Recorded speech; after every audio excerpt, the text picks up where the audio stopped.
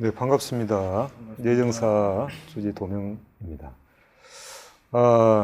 이렇게 이제 두 번에 걸쳐서 좋은 법담을 나눴습니다. 부처님께서도 그 대중들한테 항상 그렇게 하죠. 뭐 쓸데없는 말 하지 말고 세상사 말할 것 같으면 침묵하거나 침묵을 지키거나 우리가 법담을 해라.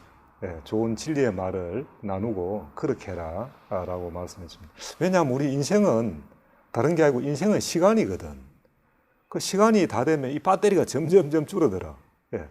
그 배터리 다 되면 그 다음에는 뭐 하려고 해도 할 수가 없습니다.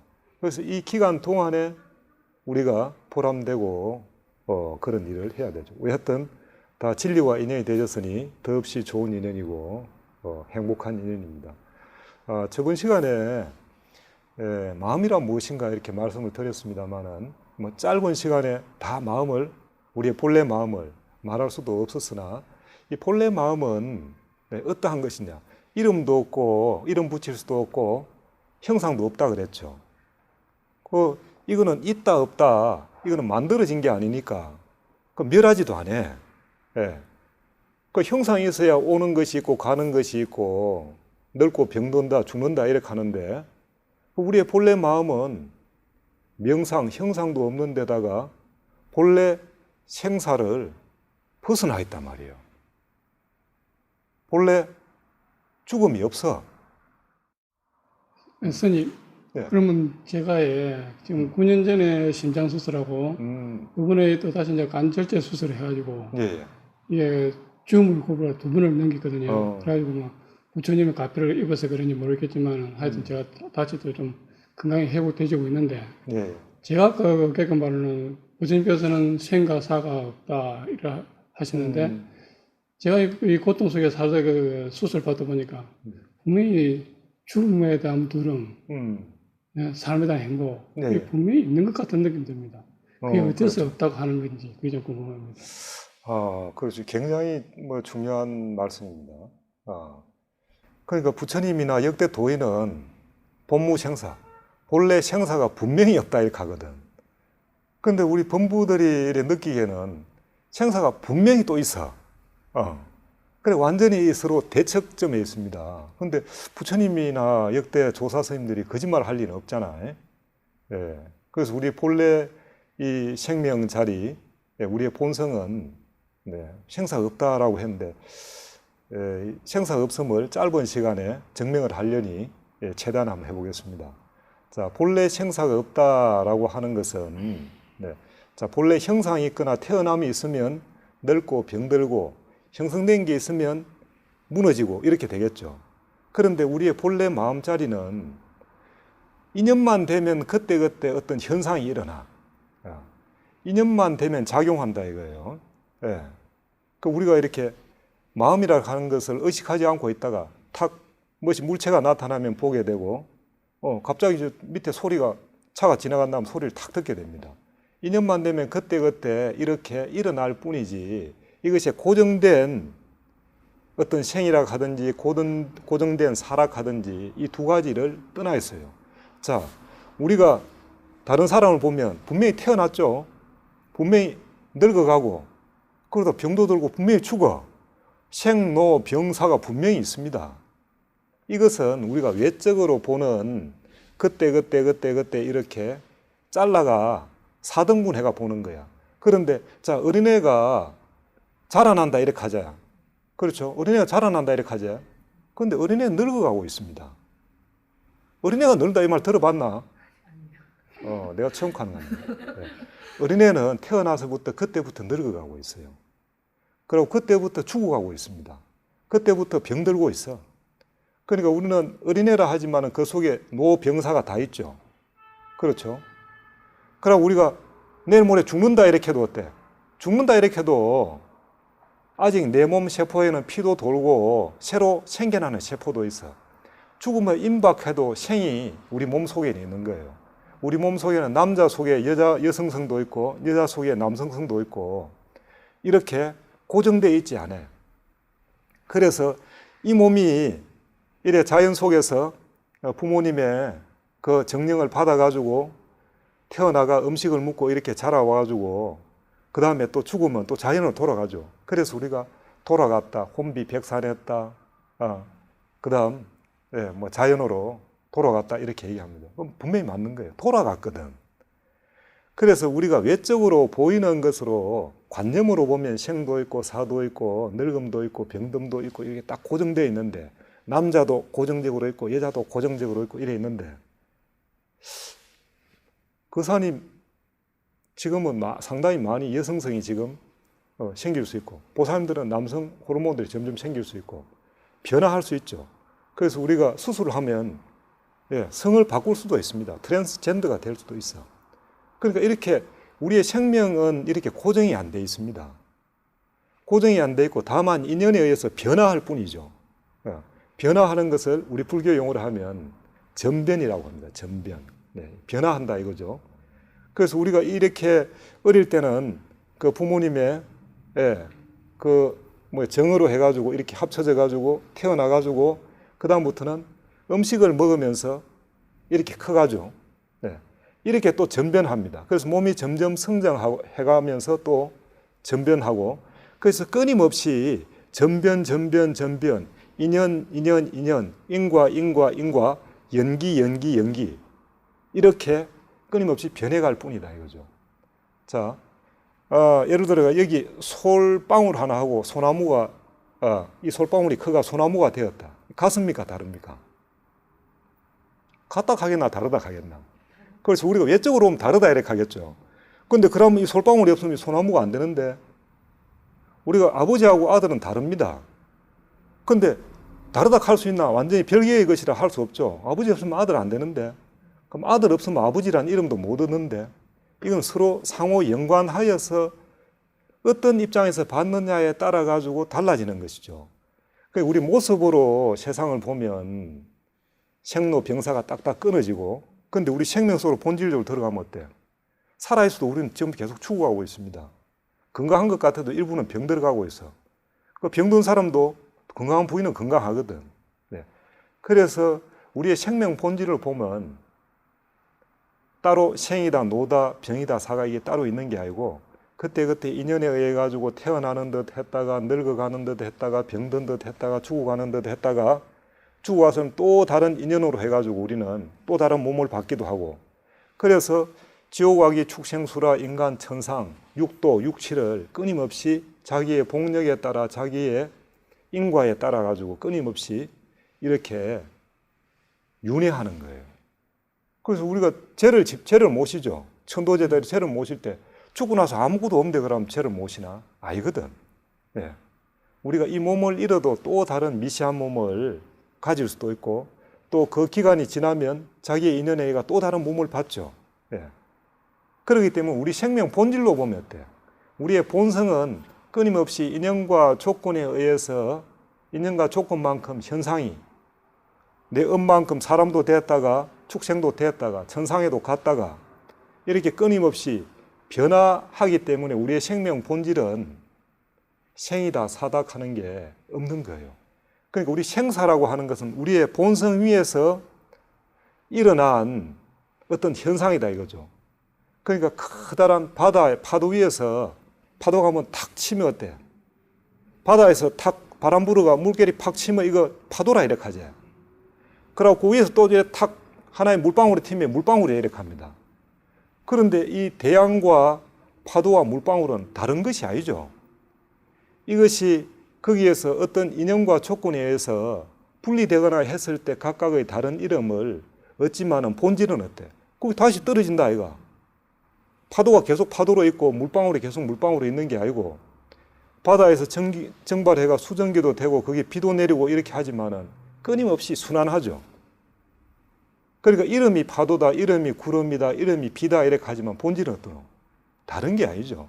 각각의 인연에 의해가 기초도 되고 고체도 되고 액체도 되고 할 뿐이지만은 본래 물이다 이거죠. 그래서 우리의 본질도 우리의 본성도 생사라고 하는 것 이전에 우리 생이다 사다 이건 우리 생각으로 일으킨 거야. 생명 현상 본질에는 생사하는 게 없습니다. 이 더 넓은 우주에는 우주는 생했다, 우주는 멸했다 이게 없어. 빅뱅으로 해가 이 우주가 탄생했을 때도 인연에 의해서 그래 된 것을 우리 인간의 기준으로 보니까 탄생했다, 멸했다 이렇게 하는 거예요. 그러니까 이것이 우리 생명의 본질입니다. 그러니까 이것은 깨닫든 깨닫지 못했던 모든 생명들은 본래 그 생명 자리를 이미 갖추고 있고 이미 생사 없는 자리에 본바탕 위에 본래 있는 것이에요. 그래서 이것을 정확하게 아는 것을 깨달음이라고 합니다. 그래서 우리 깨달음을 통해가 뭘 깨닫느냐? 존재의 본질을 있는 그대로 아는 거야. 우리 불교 진리에서 최고 높은 진리는 어떤 것이냐? 뭘 막 만들어가지고 이렇게 조작해가 아는 게 아니고 있는 그대로를 있는 그대로 아는 것이 바로 깨달음이에요. 부처님이 있는 그대로의 존재의 본질을 여실히 보니까 어때? 전부 다 인연에 의해서 인연에 생겨나고 인연에 의해서 멸해가더라. 그 연기를 깨달았죠. 예. 그러니까 끊임없는 이 존재의 변화, 연기, 그것이 바로 이 세상의 본질이다. 그것이 자연의 본성이고, 예. 그것을 동양에서는 도락을 하고, 예. 또 우리 불교에서는 법, 까르마, 담마, 진리라고 이렇게 얘기하는 것입니다.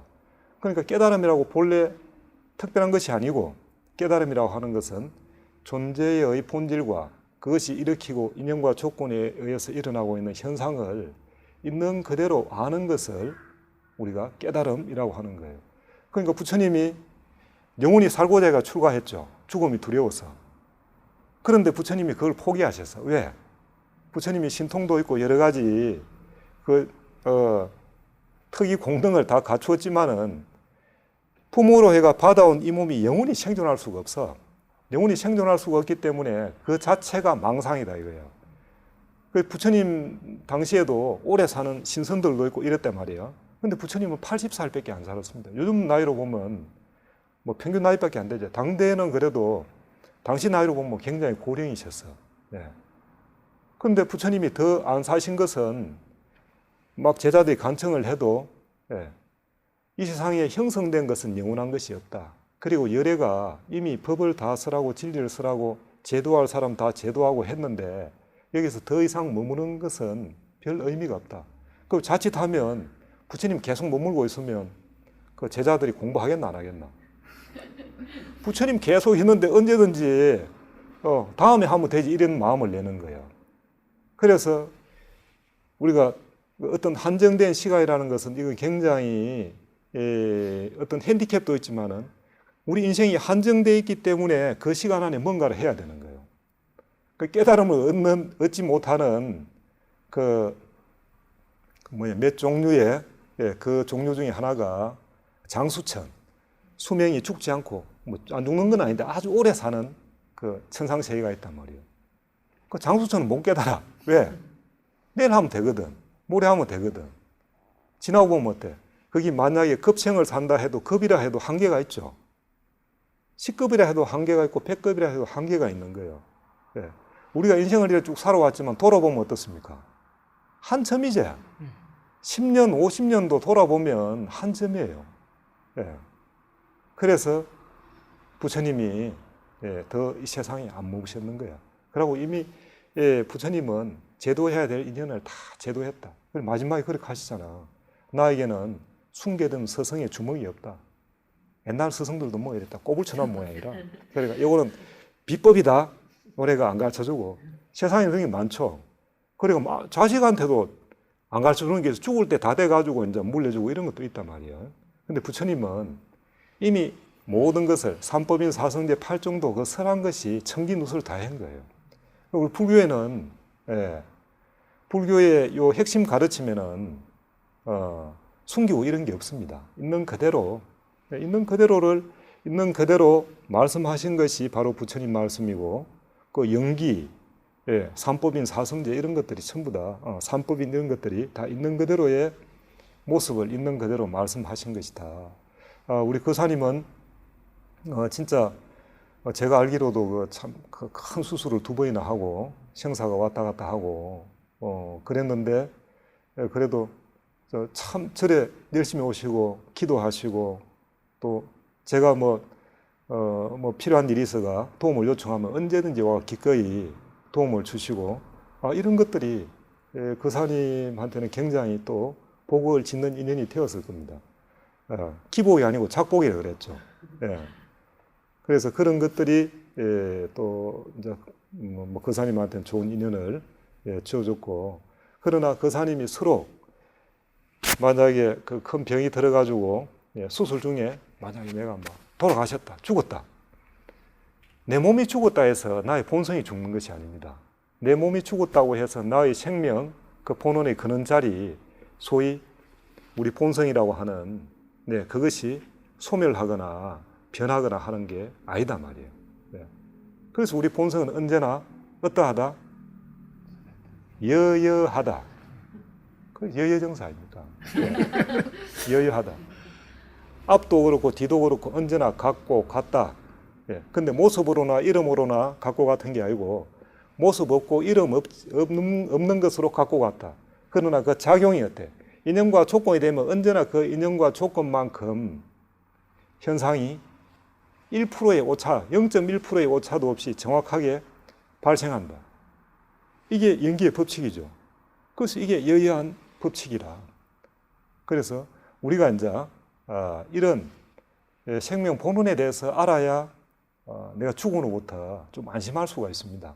물론 그렇게 이해한다라고 해서 그것이 또 경계에 닥치면 흐트러질 수도 있고 그것이 전부는 아니지만은 그렇게 이해하고 나서 그 다음부터는 내가 또 그렇게 실천하고 좀 더 깊은 가르침을 배우고 하면 우리의 본래 생명 자리는 본래 생사라는 게 없구나.